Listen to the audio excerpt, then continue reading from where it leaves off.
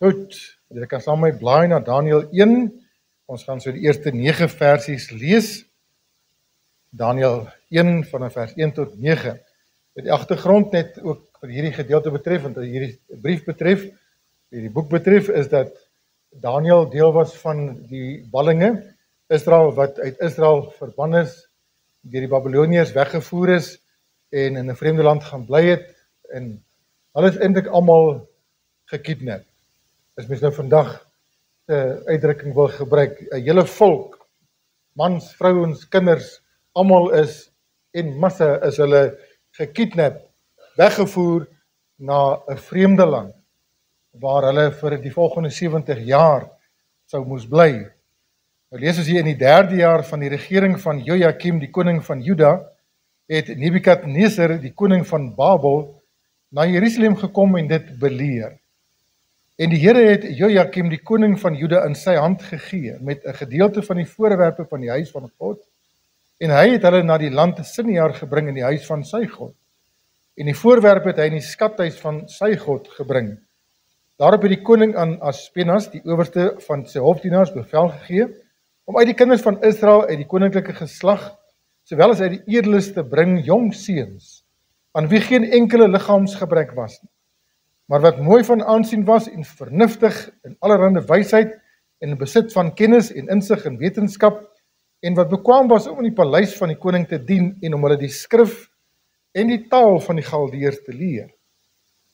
En die koning het vir hulle 'n daaglikse porsie bestem uit die spys van die koning en van die wyn wat hy gedrink het, om hulle so 3 jaar lank op te voed, sodat hulle aan die einde daarvan voor die koning kan dien. En onder hulle was uit die kinders van Juda, Daniël, Hanania, Misael en Asaria. Ons ken hulle natuurlik beter as Sadrag, Mesach en Abednego, né? Jy onthou het ons as kinders het gelees, Sadrag, Mesach en appeltjie een oog. Né, dis ons het as kinders het ons dit so op daai manier geassosieer, dit ons het onthou het. Maar min weet wie julle name regtig eintlik was, né? Maar hier is Hanania, het hy Sadrag genoem, of althans Daniël het hy Beltsassar genoem, en Hanania, Sadrag, en Misael, Mesach, en Asaria, Abednego. En Daniël het hom voorgeneem om hom nie te verontreinig met die spys van die koning of met die wyn wat hy gedrink het nie. Daarom het hy die owerste van die hofdienaars vergunning gevra dat hy hom nie hoef te verontreinig nie. En God het aan Daniël guns en barmhartigheid verleen by die owerste van die hofdienaars. Ons gaan net tot daar lees wat die woord van die Here betref. Die rede natuurlik waarom hulle die kos geweier het, was omdat die kosse in daardie landstreek onder die Babyloniërs was aan gode geoffer gewees. En dit was baie sterk drank gewees en so. Ook so, dit was verontreinigend gewees vir 'n Joodse kind. En is baie mooi van Daniël se kant om dit raak te sien ook, besef dat hy op daardie ouderdom, sommige reken hulle was so enigiets, sommige gereken so 12 jaar oud, ander gereken so 16 jaar oud, maar omgewing van 16, 17 jaar oud wat hulle was, dat op daai stadium al so 'n standpunt kon ingeneem het vir die Here en so geestelik versterk was in die Here, dat hulle ten spyte van waar hulle was, hulle staan vir die Here gestaan het. En dit kom natuurlik neer op keuses, né? En dit is iets wat ek vanmôre ook met u oor wil gesels, naamlik keuses. Jou keuse kan 'n keerpunt wees. Nou wat interessant is dat ek en jy maak gedurende die dag honderde keuses. Weet jy dit? Honderde. En die meeste daarvan maak ons sonder dat ons dit eintlik besef. Ons dink nie eens oor 'n keuse nie. Impulsief. Maar as 'n besluit wat jy neem, dis 'n optrede, want enige optrede, enigiets wat jy sê of wat jy doen, was daar eers 'n keuse. Net so party. En ons doen baie van die dinge wat ons doen, reg en verkeerd, sonder om eers te dink oor die keuse wat ons nou gaan maak, of wat ons agterkom, ons het gedoen, en ons het het verkeerd gedoen. En as ek vanmôre vir julle moet vra, wie van julle het nog nooit 'n verkeerde keuse of 'n verkeerde besluit geneem? Is daar so heilige hier onder ons? Is daar so volmaakte een hier onder ons? Ek dink nie so nie, nee. Ons almal het al verkeerde keuses gemaak, verkeerde besluite geneem, wat ons duur te staan gekom het, wat partykeer ook 'n keerpunt in ons lewens was, dalk vir 'n huwelik, dalk vir 'n finansiële besluit wat ons moes geneem het, dalk vir 'n beroepskeuse of wat ook al, maar verkeerde keuses het 'n impak. Maar mens maak ook goeie keuses, né? Wie van julle het al goeie keuses gemaak? My vrou moet 'n hand opsteek want sy het my gekies.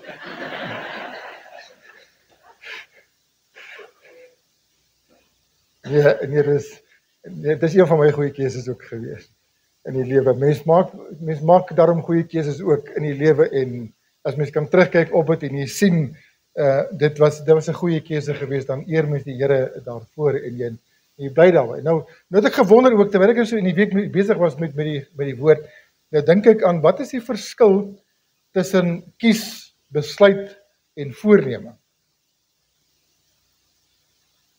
Ons gesels 'n bietjie daaroor. Iets wat ek net gou vir julle wil lees, daar in die Ou Testament, van die Here sy volk, en hy sê vir die volgende vir Moses, hy sê, praat met die volk en hou vir hulle hierdie keuses voor. Hy sê, ek neem vandag die hemel en die aarde as getuies teen julle, die lewe en die dood, die seën en die vloek het ek jou voorgehou. Kies dan die lewe dat jy kan lewe, jy en jou nageslag. Deur die Here jou God lief te hê, na sy stem te luister en hom aan te hang, want dit is jou lewe en die lengte van jou dae, sodat jy kan woon in die land wat die Here aan jou vaders Abraham, Isak en Jakob met 'n eed beloof het om aan hulle te gee. Daar het die Here sy volk uitgedaag tot 'n keuse. En hy het vir hulle, en na die hele hoofstuk het hy vir hulle, die voorafgaande hoofstuk ook, het hy vir hulle 'n hele klomp dinge voorgesê. As julle luister, dan is dit wat julle gaan ervaar. Dis die seën wat ek vir julle gedagte het. Maar as julle nie gaan luister nie, dan is die ander kant. Dan skop die vloeke. En is vandag nog in 'n groot mate ook so. Mense dink partykeer omdat ek nie besluit nie, omdat ek nou nie gekies het nie, vrywaar dit my teen gevolge, maar om nie te kies nie is ook 'n keuse. En dit geld vernaamlik wanneer 'n mens besluiteloos is omtrent jou verhouding met die Here, omtrent die feit of jy Jesus Christus al as jou saligmaker en verlosser aangeneem het. Om besluiteloos te wees het jy gekies. En jy het gekies teen hom. Jy het gekies om uit te stel. Jy het gekies om nee te sê. Dis die realiteit. Maar kom ons kom terug na wat ek vir julle gesê het. Is daar 'n verskil tussen kies, besluit, voorneme? Dit is alles dieselfde. Wat is dan die rede vir besluiteloosheid by mense? Want daar's faktore wat ons keuses beïnvloed. En wat vir ons help om te kies en baie keer ook help om verkeerd te kies, né? En mens praat van dinge soos jou intuïsie. 'n Voorgevoel is baie keer 'n rol. Wat ander mense gaan dink, speel 'n rol in my keuse. Hoe ek oor 'n saak dink en voel, bepaal baie keer my keuse. Wat almal ander doen, bepaal my keuses ook baie keer. Ek val maar in by die res. Maar keuses maak ons. Wat is die verskil tussen kies, besluit en voorneem? Dit is baie naby mekaar. Dalk moet dit so sien. Ek het besluit om te trou. En toe kies ek vir Anet. En ek het my voorgenem om nooit van haar te skei. Sien jy die verskil tog in 'n sekere sin wat hierdie woorde betref. Maar tog uiteindelik kom ek by dieselfde ding uit. Of jy nou kies en of jy nou besluit en of jy nou voorneem, is nie die belangrikste ding. Maar wat jy doen. Want ons kan baie keer keuses maak, ons kan sekere besluite neem in ons gedagtes, maar ons kom nie by die punt nie. 'n Voorneme bring my nader aan dit. Wanneer ek my vas voorneem het, wanneer ek vas besluit het om by my keuse te bly en dit te eerbiedig, dit is wat belangrik is. Nou kyk ons na die volk daarin in 1 Konings 18, vers 21. Nou daar het Elia nou die klomp profete van Baal bymekaar gekry. En die volk is ook daar. En Elia daag die volk uit. Elia het nader gekom na die hele volk en gesê, hoe lank hink julle op 2 gedagtes? Nou daai woordjie hink is nogal baie interessant. Daardie betekenis van om soos 'n voeltjie van tak tot tak te spring. En ons doen dit, nee, wanneer ons by sekere geselskap is en sekere omstandighede, dan spring ons na die tak toe, dan is ons kind van God, en as ons nou weer by ander geselskap, dan spring ons weer na die ander tak toe. En baie keer dan spring ons so rond. Nou daag Elia die volk en hy sê, hoe lank hink julle op 2 gedagtes? Hoe lank wil julle rondspring op wie God is in jou lewe? Hoe lank gaan dit julle vat om julle mind op te maak? Om julle keuse te maak aan wie se kant is jy regtig? Waar lê jou hart regtig? As die Here God is, volg hom na. As dit Baal is, volg hom na. Maar wie ook al kies, doen dit flat. Maar die volk het hom niks geantwoord. Besluiteloos. Het hulle keuse gemaak? Ja. Het gekies om stil te bly. Het gekies om nie te antwoord nie. Maar het hulle keuse eintlik gemaak.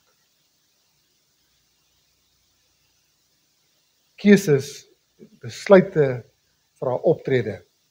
Ons moet die daad by die woord voeg. Hoeveel kinders van die Here raadpleeg nog vandag die Here voordat ons keuses maak? Ek het nou voor elkeen se deur en self voor my eie deur moet gaan lê vanmôre. Hoe dikwels, hoe gereeld raadpleeg ons die Here, vra hom sy opinie, sy wysheid, sy raad voordat ons groot keuses maak. Belangrike keuses maak. Selfs gewone keuses maak. Ons lewe ongeërg baie keer. En ons gaan net aan, en as ons 'n verkeerde keuse gemaak het, dan moet die Here vir ons kom uithelp uit die gemorsheid wat ons eintlik self veroorsaak het, né?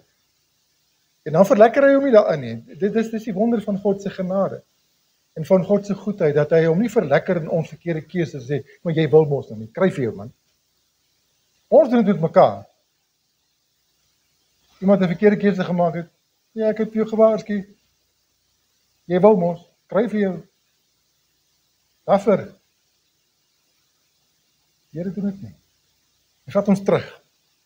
En die volgende fase kan 'n keerpunt in ons lewens wees. So keuses, dis vanmôre vir u oor praat, kan 'n keerpunt wees, nie net blote gevolge wat in ons lewe gaan wees nie, in jou gesin, keuses, in jou gemeente, die impak en die getuienis van 'n gemeente, die eenheid van 'n gemeente, die prioriteite van 'n gemeente hang alles af van jou en my keuses, nie my keuse as predikant nie, nie die keuse van die kerkraad nie, maar die keuse van elke lidmaat.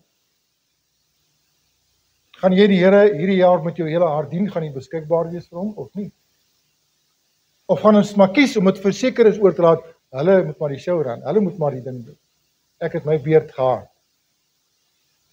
In die werksplek maak ons keuses, kan ons invloed hê, ons finansies. Ek dink baie van ons ervaar dit op hierdie terrein, seker die meeste, dat ons finansiële skade wat ons baie keer ly, is deur swak keuses. Feit om 'n ding te belê, of feit om impulsief te koop, en dan backfire dit verskriklik. En dan blameer ons almal behalwe onsself in ons eie verkeerde keuses. Jesus kan 'n keerpunt wees in jou gesondheid ook hierdie jaar. Ek het nog besluit om te neem wat dit betref, my vrou wil ons moet loop. Ek het my kar gekoop. En dan sê sy ons moet stap. Ek is nog besluiteloos, hoor. Maar keuses moet ons maak om gesonder te lewe, gesonder te eet. Geestelik. Hierdie is vir my die belangrike ene. Geestelik is elke keuse wat ek en jy maak, eintlik 'n keuse tussen lig en duisternis. Dis 'n keuse tussen myself, wat ek wil hê, wat ek dink ek het nodig, En nie wat God sê en wat hy dink ek het nodig, wat hy weet ek het nodig. Ons keuses, wanneer dit kom by morele dinge, 'n keuse tussen lig en duisternis, vir die Here of teen die Here. Dis die realiteit. En ek kan nie doekies omdraai wat dit betref. Dis die harde, nakte waarheid. As ek gaan gehoorsaam, as ek die Here gaan glo, dan gaan my keuses 'n keerpunt dan wees in my verhouding met die Here. Wat dit of gaan verdiep, of dit gaan versleg. Die keuses wat jy gaan maak vir die Here hierdie jaar, of wat jy nie gaan keuses maak nie, gaan bepaal waar jy in jou verhouding met die Here hierdie jaar gaan wees. Elkeen van ons is op 'n plek met die Here waar ons gekies het om te wees. Jou keuse. Hoe naby jy aan hom wil lewe. En dink daaroor. Ek het so 'n paar aanhalings wat ek graag met julle wil deel, wat ek gelees het ook.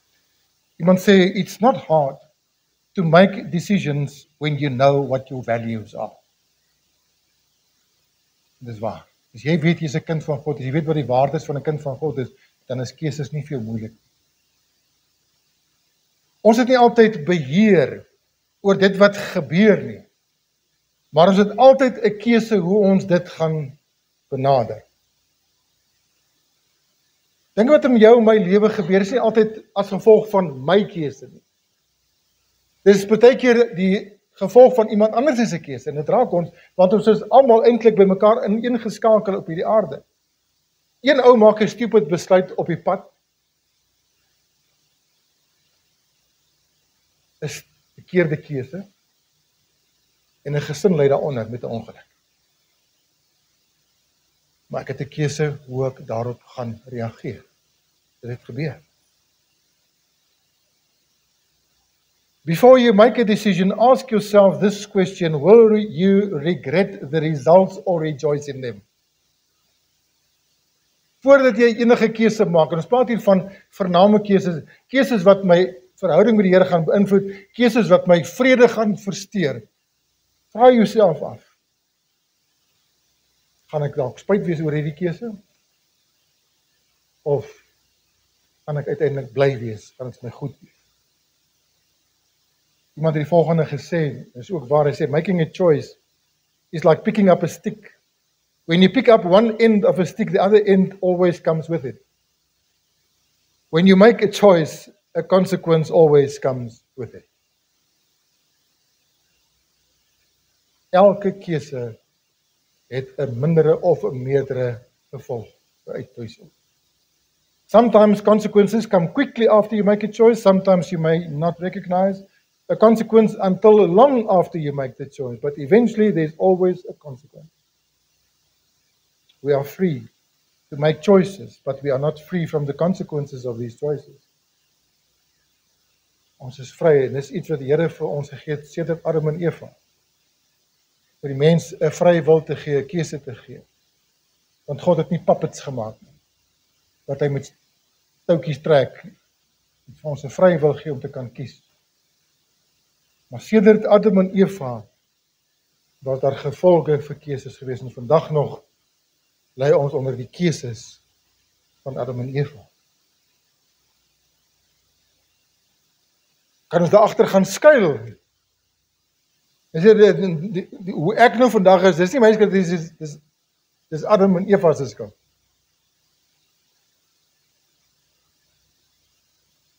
Nee. Jy het net so 'n vrye wil soos wat hulle gehad het, om te kies of ek God wil gehoorsaam of nie. Ek het na die Here gaan luister, na myself, of selfs na die duiwel. Jou keuse. God never gives you more than you can handle. It's your choice on how you deal with what He gives you. You can either grow from it or you can lie down and give up. Ons maak keuses, ons neem besluite sonder om die Here te raadpleeg, sonder om te dink aan moontlike impak. Hoe gaan ons by beter keuses kom? Hoe gaan ons hierdie jaar by beter besluite kom? Dan is tog eintlik waaroor dit gaan, dis waaroor ons moet praat. Ons weet ons maak verkeerde keuses, Ons weet almal, ons besef dit, ons het al keuses gemaak wat ons suur te staan gekom het.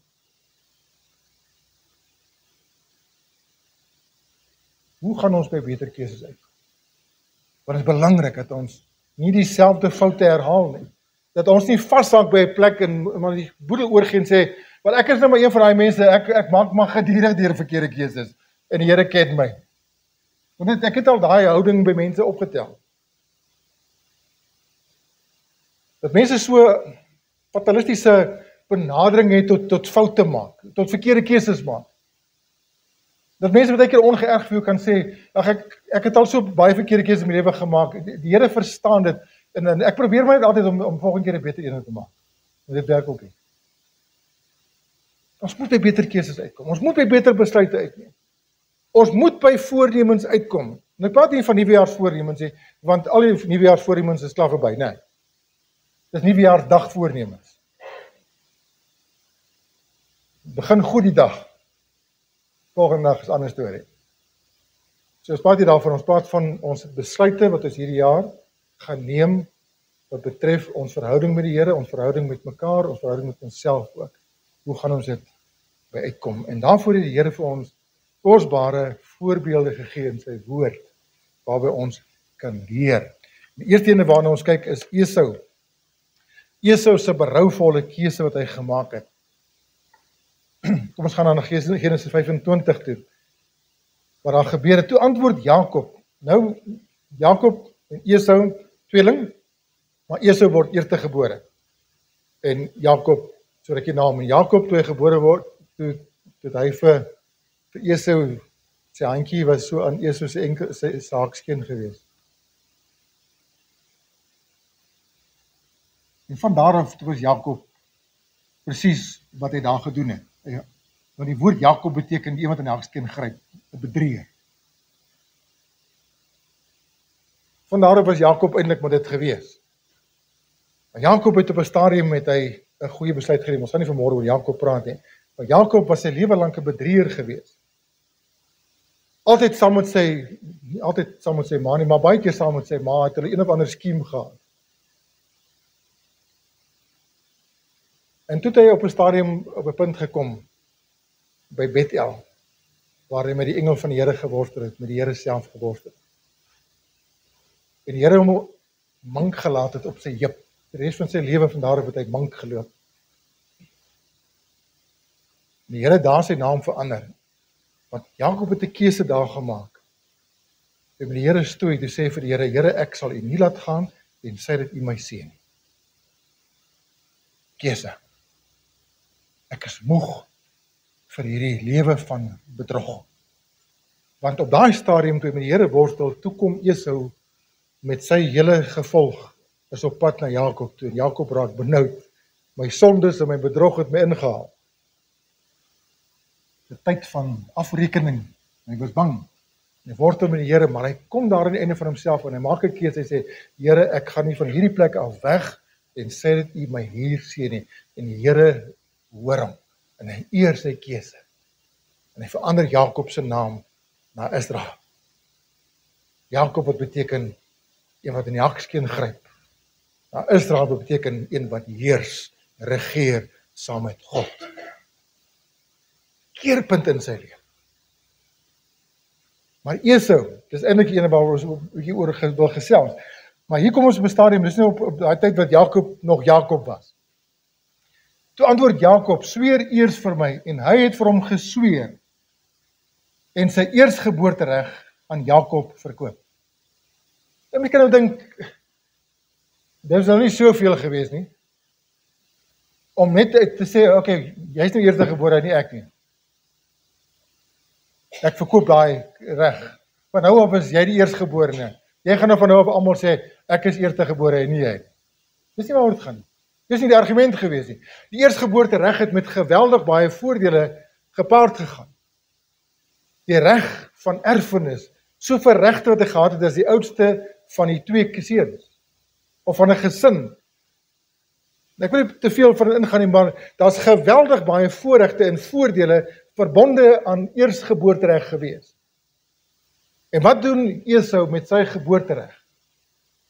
sy aanspraak wat hy gehad het, sy titelregte wat hy gehad het, sy voordele en sy voorregte, alles, wat dink jy daarvan? Op 'n stadium is sy honger, kom van die veld af, hy is honger. En Jakob het lekker kos gemaak saam met sy ma. Kokkedoor gewen. Maar hy maak daar vir Esau 'n pot lensiesop. En wat doen Esau? Hy verkoop sowaar sy eersgeboortereg vir 'n pot lensiesop. Het jy al lensies geëet?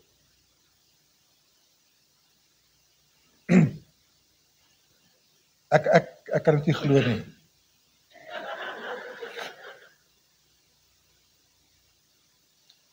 Maar hy doen dit. Wat is die geestelike les wat ons uit dit moet leer? Nou moet ons gaan na Hebreërs 12 toe. Jare daarna skryf die skrywer van die boek Hebreërs wat ons algemeen aanvaar, heel waarskynlik Paulus is, die volgende, hy sê daar in Hebreërs 12 vers 16, laat niemand 'n onheilige soos Esau wees wat vir een spysgereg sy eersgeboortereg verkoop het nie, want julle weet dat hy toe hy ook later die seun wou beerwe verwerp is, want hy het geen geleentheid vir berou gevind nie, al het hy dit met trane vurig begeer. En dit is ongelukkig een van daai dinge, dat spyt kom te laat wanneer ons verkeerde keuses maak, wanneer ons radikale keuses maak, wanneer ons keuses maak wat 'n keerpunt in ons lewens is ten kwade. Dan wil mense partykeer lang trane, praat van krokodiltrane. Spyt kom te laat, baie keer. En dit was met Esau die geval gewees. En daar's baie kinders van God wat hulle regte en hulle getuienis as kind van die Here vir tydelike dinge, vir verhoudings, vir prioriteite of wat ook al, verruil. En dit is niks anders as om dit te verruil vir 'n pot lensiesop nie, om vir 'n oomblik, om vir 'n tydjie net 'n bietjie iets anders te geniet. Verruil ons regte as kinders van die Here. Ons getuienis as kind van die Here kom in die gedrang. Want ons is besig met 'n ruiltransaksie. Dit gaan oor my tydelike behoefte, my liggaamlike behoefte, my selfsugtige behoefte, en nie oor dit wat God vir Esau regtens gegee het. Ons kan dit maklik doen, so ons moet nie te hard wees met Esau nie. Waar het dit vir Esau gebring? Na dieselfde hoofstuk, as jy kan by Hebreërs hoofstuk 12, as jy verder lees, sê hy, laat geen wortel van bitterheid by julle opskiet, want dit besoedel baie nie. Esau is deur sy verkeerde keuse besoedel met bitterheid. Bitterheid teenoor die lewe. Bitterheid teenoor God. Bitterheid teenoor sy broer. Een verkeerde keuse. Ons moet oplet, want jou en my verkeerde keuses kan vir ons ook by so 'n punt bring. Moenie soos Esau wees. Moenie jou getuienis, jou waardigheid as kind van God, jou status as kind van God verruil vir iets wat nie die moeite werd is, of vir iemand wat nie die moeite werd is nie. Moenie. 'n berouvolle keuse wat hy gemaak het. Ons waardeer en ons eer nie ons status en ons verhouding met God as kinders van die Here dikwels nie. Leer by Esau. My tweede swak keuse wat ons oor praat, ons gaan nie net oor swak keuses praat, ons gaan oor goeies ook praat. My tweede swak keuse wat ons oor praat is Samson. Samson se swak keuse, hy kies om ook toe te gee aan versoeking. Sluit baie aan by dit wat Esau gedoen het. En dan Rigters 16 vers 15 lees ons die volgende. Toe sê sy vir hom, dis nou Delila. Hy steinmeisie, soos die ou gesê het. Filistyn. Toe sê sy vir hom, hoe kan jy sê, ek het jou lief, terwyl jou hart nie met my is nie. 3 maal het jy my nou al bedrieg, en my nie meegedeel waar jou krag so groot is nie. En omdat sy met hom met haar woorde aldaar gepers het en by hom aangedring het, het hy so ongeduldig geword hy kon sterf. En hy het sy hele hart aan haar bekend gemaak en aan haar gesê, daar het nooit 'n skeermes oor my hoof gekom nie, want ek is 'n Nasareër van God, van my moeder se skoot af. As ek geskeer sou word, sou my krag van my wyk en ek swak word en wees soos al die mense. Hy verloon sy gelofte aan die Here. Sy Nasareërs gelofte. Persoonlike ding tussen hom en die Here. Hy vertrap dit in 'n oomblik. Hy minag dit op daardie oomblik. 'n Vrou wat hom verlei het. Hierdie prentjie het ek al dikwels in my lewe sien afspeel vir mense. Die impak, die keerpunt wat 'n verkeerde persoon in jou lewe kan hê. Dis belangrik om daarop te let. Sy het hom, ek lees die woordjies gepers, ek dink daarop eintlik gestaan het gepes. Sy het hom gedurig deur met hierdie ding gehammer. Sy naderhand, kom ek sê nou maar vir. Samson eer nie sy Nasareërs gelofte nie, hy speel daarmee. Die vraag is, eer ons verbond met die Here, ons verbintenis met die Here. Want elke keuse wat ek maak, wat nie in lyn is met sy woord nie, wat nie in lyn is met sy wil nie, wat nie in die hart van God is vir my en vir jou nie, is 'n vertrapping van jou verhouding, jou eerste prioriteit. En ons moet versigtig wees met ons keuses, met ons beloftes. Dikwels maak ons dit oorhaastig. Maar eer ons keuses en voornemens as lidmaat, as dienaar voor die Here.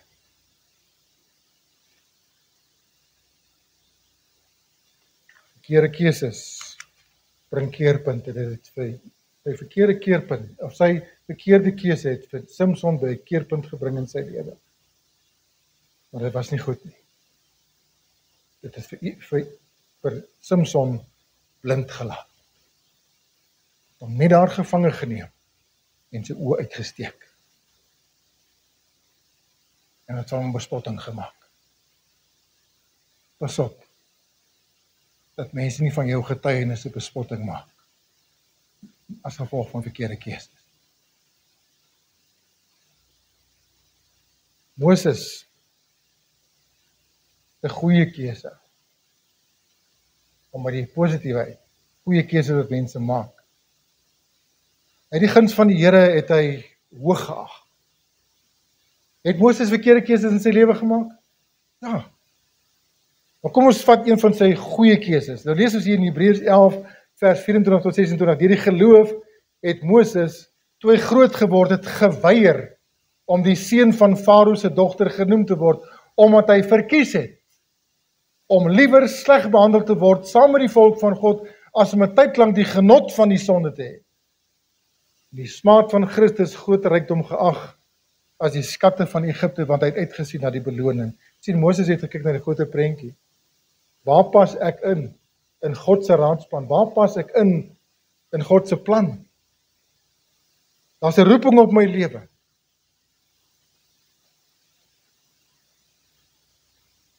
En hy het reg gekies. Hy het gekies dat dit eerder met hom sleg gaan. Dat hy sleg behandel word saam met die Joodse volk. Swaar trek. Maar getrou aan die Here. Iemand gesê het, Moses het gekies om in by die Here te wees, maar uit by mense. Dit is 'n uitdaging wat vir elke jong mens, elke persoon gelê behoort te wees. Dit inval by wat almal doen nie, want dit beïnvloed ons keuses. moet almal dit maar doen, moet almal daaroor praat, moet almal maar so praat, nou doen ons dit ook maar. Jy hoef nie. Jy het 'n keuse. Gaan ek getrou wees aan die Here, of gaan ek maar doen wat ek wil, wat ek kies? Moses het gekies om getrou aan die Here te bly. Jesus was nie oral gewild geweest. Maar dieselfde mense wat agter hom aangestroom het vir wonderwerke, dieselfde mense wat Hosanna geskree het, toe hy Jerusalem ingekom, dieselfde mense het gesê, weg met hom, 'n paar dae later. Jesus het nooit belang gestel om gewild te wees, maar om getrou te wees aan sy Vader. En dis jou en my uitdaging ook wat keuses betref, om pas dan met of ek nou gewild is of nie. Mense van my like of nie. Maar aan een persoon wil ek getrou bly. En dis die Here. Dis die keuse wat ek en jy moet maak. Jesus was fyn daarmee. Moses was fyn daarmee. Kom ons maak die regte keuse ter wille van die Here. Josua, almal ken Josua, Moses se opvolger gewees, wat baie dinge by Moses raak gesien het ook. Hy het baie van Moses se goeie keuses het hy gesien. Hy het ook van die verkeerdes gesien, hy het geleer, maar Josua het goeie keuses gemaak. Hy was 'n man van die Here gewees. In Josua 24 vers 14 tot 15, 16 lees ons die volgende situasie van. Die volk het ingetrek in Kanaan en hulle is nou klaar met Egipte. Hulle die vreemde volke het hulle verdryf. Hulle moet nou vestig in die nuwe land. Nou sê Josua vir die volk, vrees dan nou die Here en dien hom in opregtheid en waarheid en verwyder die gode wat julle vaders gedien het oor kan die Eufraat en in Egipte en dien die Here. Noem twee plekke, agter die Eufraat, Babylon, Egipte, twee verskillende godsdienststelsels. Hy sê, elkeen drie eie gode gaan. Hy sê, verwyder die gode wat julle vaders gedien het oor kan die Eufraat en in Egipte en dien die Here. Maar as dit verkeerd is in julle oë om die Here te dien, kies dan vir julle vandag wie julle wil dien. Of die gode wat julle vaders oor kan die Eufraat gedien het, of die gode van die Amorite in wie se land julle woon. So wat 'n keuse gee eintlik vir hulle?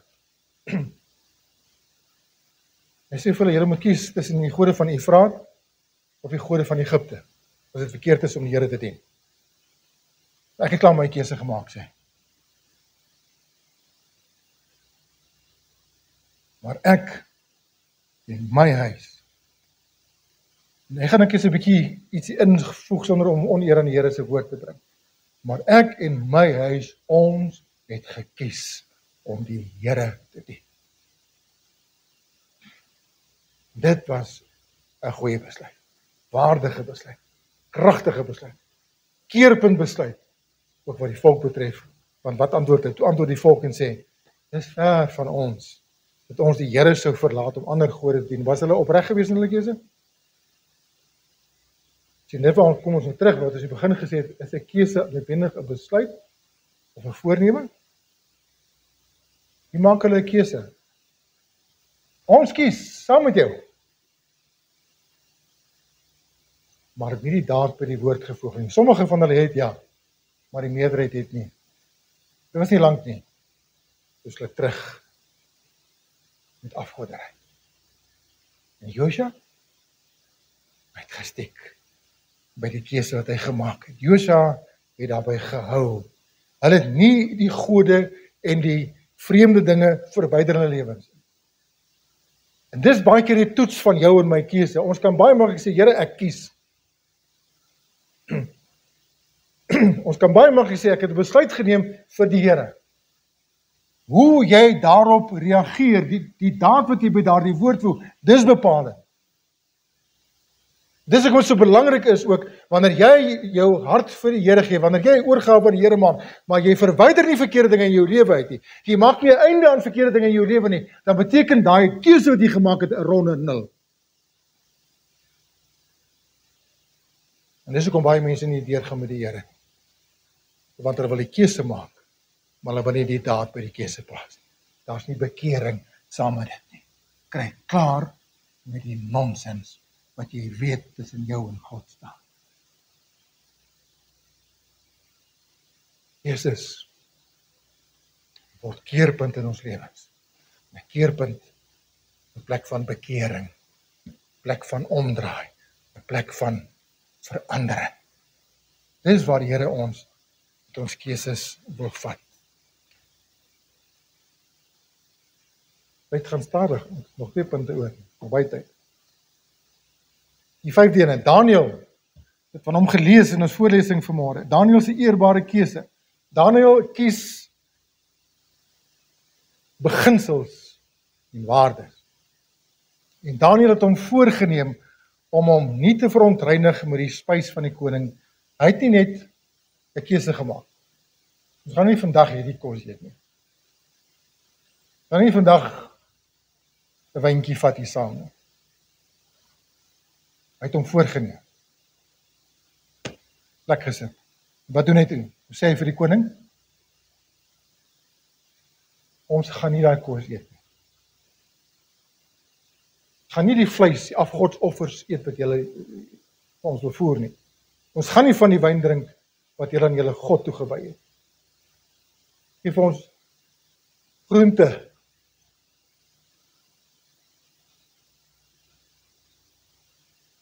Groente is goed vir 'n mens.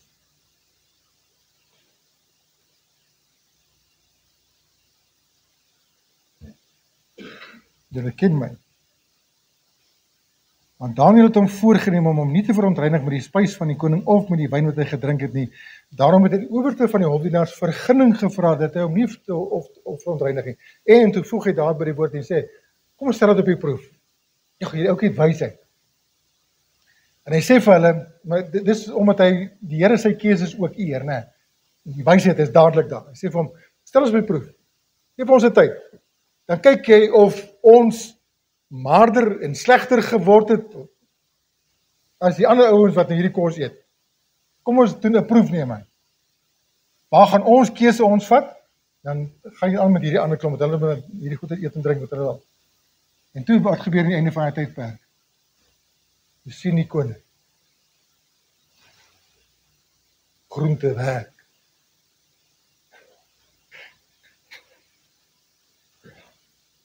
Die Here het vir hulle guns verleen.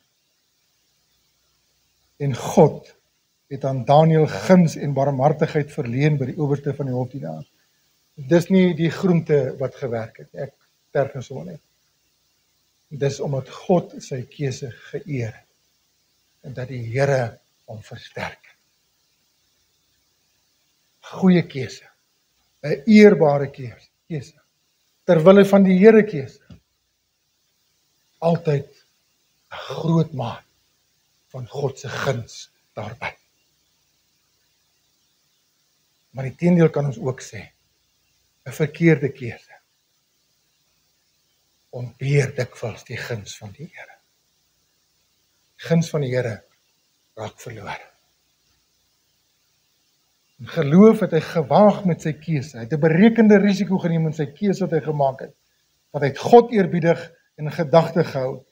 Hy was nie beïnvloed deur die ander se keuse nie, want dit is net hulle 4 wat dit gedoen het. En hulle was nie net die 4 seuns gewees, daar was honderde van hulle gewees.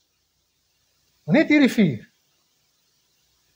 Kan baie maklik sê, groepsdruk het veroorsaak dat ek hierdie verkeerde keuse gemaak het, want almal in my skool en almal by die werk doen dit in elk geval, almal in my familie doen dit en met almal doen ek dit tot maar. Die druk was net vir my te veel gewees. Daniël en sy 3 vriende was onder geweldige druk, want almal het gekies om net aan te gaan en te doen wat die koning wil. Hulle 4 het gesê, nee. Maak 'n keuse in die teenwoordigheid van God en nie onder groepsdruk nie. Ons kan ook. Moenie wag en kyk wat ander doen nie. Doen wat jy weet is reg. Doen wat God behaag en wat hy sal eer. Dis die waarheid. Psalm 25 vers 12 sê, wie tog is die man wat die Here vrees? Hy sal hom leer aangaande die weg wat hy moet kies. Jou en my keuse word bepaal in watter mate ons die Here vrees. Laat hy insink. Jou en my keuses word beïnvloed in die mate wat ons die Here vrees. Die laaste ene, die verlore seun se keuse. Hy kies om terug te keer, by keertyd. Aanvanklik het hy sleg gekies, het selfsug gekies, eie belang, die genietinge van die wêreld en waar het dit hom gebring. Lukas 15 vers 17 sê, maar hy het tot homself gekom en gesê, hoe baie huurlinge van my vader het oorvloed van brood, en ek vergaan van die honger, en ek sal opstaan en na my vader gaan. Ek sal vir hom sê, Vader, ek het gesondig teen die hemel en voor u, en hy het opgestaan en na sy vader gaan. Begin met 'n swak keuse. Gee my die deel by toekom. Ek wil wag tot pa dood is nie. Dis langs my nou is met my erfporsie. Dan gaan dit. Nie lang gehou nie. Want niks wat jy persent kry, hou gewoonlik lank nie, né? Waar die ouens die lotto gewen het.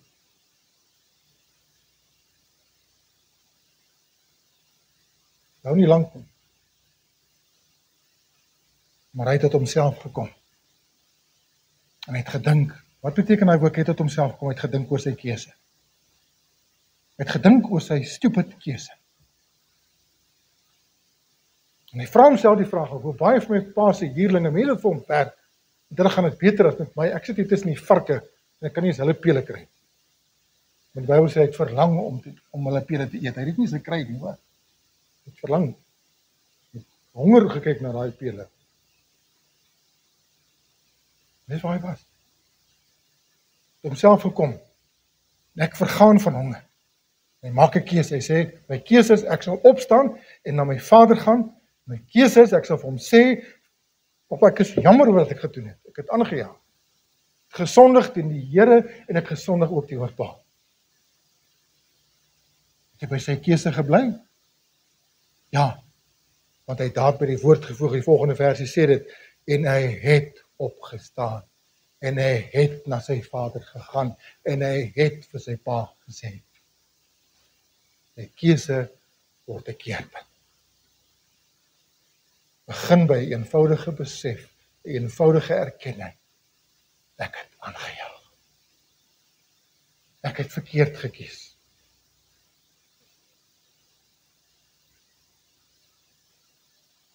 En maak die regte keuse. Ek keer terug na die Here toe, en dis wat ek vanmôre voor u wil hê. As u terugkyk miskien na die afgelope paar weke, paar maande, paar jaar dalk. Waar het jou keuses jou gebring? Waar bevind jy jou vandag as gevolg van verkeerde keuse, swak keuse? Swak besluite. Dis nie die einde van die wêreld nie. Dank die Here daarvoor, dat ons verkeerde keuses ons nie by 'n punt bring en sê, dis nou verby met my nie. Nou moet ek maar self kyk of ek alles kan fix, en of ek uit hierdie gemors uit kan kom, en nee. Sekere goeders gaan jy aan moet werk op 'n manier, sekere dinge sal jy self moet regmaak, wanneer dit kom by die geestelike dinge, dan hoef jy net een ding te doen, jy vir die Here te sê, Here, ek het verkeerde keuses gemaak, en dis hoekom ek vandag in onvrede lewe, dis hoekom ek vandag gesit met 'n gewete wat my ry, Here, hier is ek kom na u toe, vergewe my. Dis al. Daai keuse om vir die Here te sê, Here, ek het verkeerd gedoen, ek het verkeerd gekies, aan 'n keerpunt in jou lewe bring. Maar gooi uit, raak ontslae, wat deel geraak het van jou keuse. Die vrede van die Here wat terugkeer. Versoening en herstel. Keuses, besluite, voornemens. Esau, Jakob, Josua, Rut, kan nou oor gepraat het natuurlik vanmôre. Daniel Simpson, verlore seun. Elke geval het keuses tot keerpunte gelei. Sommige verkeerd, sommige tragies, ander tot eer van die Here. Keuses het gevolge, reg of sleg. Die Here het vir jou en vir my sy woord gegee om ons te help met keuse. Raadpleeg sy woord. Die Here het vir jou en vir my sy Heilige Gees gegee in ons harte as kind van God. Luister na. Luister na sy inspraak. Luister as jy belangstel om te doen wat hy sê. As jy jou raad gee, jy nie luister nie. Speel ons. Spreuke 3 vers 5 sê, vertrou op die Here. Vertrou op die Here met jou hele hart en steun nie op jou eie insig. Ken hom in al jou weë, dan sal hy jou paaie gelyk maak. Daai woordjie ken kan ons hier ook toepas. Ons keuses. Ken hom in al jou weë. Ken hom in al jou keuses. Kies om hom te raadpleeg in jou keuses. Aan baie ellende onsself spaar. Aan baie smarte onsself spaar. Ons gaan baie skade onsself spaar. Ons gaan baie oneer op die Here se naam wegvat. Baie oneer wegvat. En eer terugbring met ons regte keuse. Goeie keuses, eerbare keuses. Deuteronomium 30 vers 19. Kies dan die lewe dat jy kan lewe, jy en jou nageslag, deur die Here jou God lief te hê, na sy stem te luister en hom aan te hang, want dit is jou lewe. Sien hy 3 dinge raak. Deur die Here jou God lief te hê, na sy stem te luister en hom aan te hang, naby hom te bly. Dis jou keuse. Paulus het op 'n stadium, die disippels het op 'n stadium by gemeente gekom, dan lees ons toe hy daar kom en die genade van God sien, was hy bly en almal vermaan om met hartlike voorneme aan die Here getrou te bly. En ons keuses openbaar waar ons hart lê. Ons keuses openbaar waar ons hart en ons loyaliteit lê. Mag hy u gee na u hart en al u voornemens, die regte keuses, goeie besluite vervul. Dis my wens vir julle. Dink ek het om oujaarsaand kom vir die gemeente gestuur. Hierdie vers, mag hy u gee na u hart en al u voornemens vervul. Die Here het vir my persoonlik ook gegee. Ek kon dit vir julle gee. Ek herinner julle vanmôre daaraan. Goeie besluit. Gevolge, heerlik, bring keerpunt. Ongelukkig doen swak keuses dit ook. Jy het 'n keuse. Watter pad jy gaan vat. Jy het einde. Jy het jou keuse. Amen. Ons bid saam.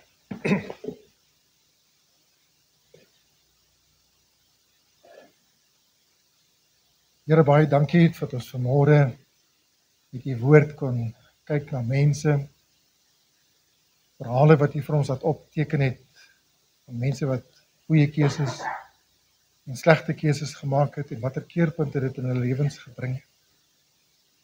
Here, ons weet ook dat selfs ons verkeerde keuses en besluite is nie die einde van 'n saak. Soms voel dit vir ons dat ek te ver gegaan het in my keuses en dan maar my lot. Maar dankie Here dat ons ook kan kies om op te staan. Want U staan altyd soos daardie pa van die verlore seun en tuur na die horison en kyk na iemand wat terugkom. Hardloop tegemoet, haastig om te vergewe. volkome vry te spreek, sodat ons kan voorbegin, na 'n keerpunt in ons lewens kan kom. Dankie Here dat ons verkeerde keuses, sondige keuses, nie die finale sê in ons lewens hoef te hê, mag hê. Here, dat ons regte keuse vir U en vir die waarheid uiteindelik die finale sê sal hê in ons lewe. Here, dankie vir die Heilige Gees. Dankie vir die woord. Dankie dat ons op mekaar ook kan steun en kan aanspoor en kan bemoedig om die regte keuses altyd te maak. Dat ons in hierdie jaar meer en meer U sal raadpleeg in ons keuses, sal ken in ons keuses, ken in al ons weë. Dan sal ons baie gelyk gemaak. Dankie Here, dit kan bid. Weet U hoor vir ons in Jesus se naam. Amen.